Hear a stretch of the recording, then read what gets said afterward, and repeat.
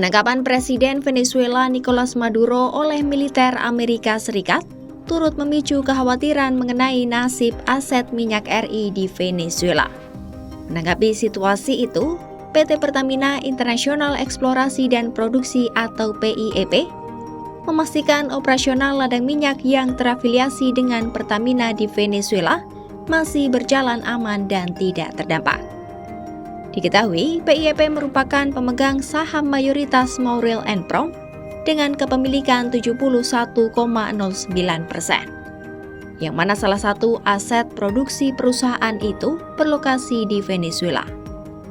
Manajer Relation PIEP Daneswari Retno Wardani menyatakan, pihaknya terus memantau dinamika politik dan keamanan di Venezuela untuk memastikan keselamatan sumber daya manusia serta kesinambungan operasional.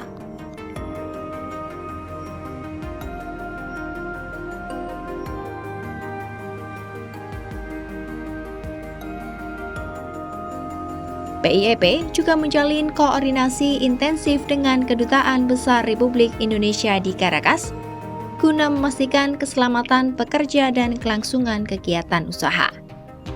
Hingga saat ini, berdasarkan pemantauan perusahaan, tidak terdapat dampak terhadap aset maupun staf Maurel & Prom di Venezuela.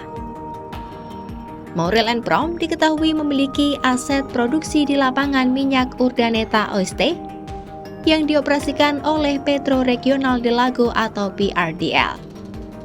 Perusahaan tersebut memegang 40% saham di PRDL dengan hak produksi mencapai 32% di lapangan minyak tersebut.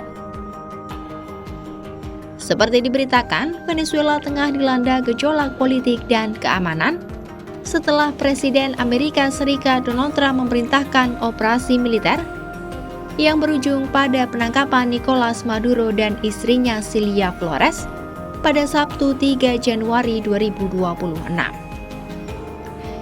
Keduanya dibawa ke Amerika Serikat dan menghadapi dakwaan perdagangan narkoba di Pengadilan Distrik Selatan New York.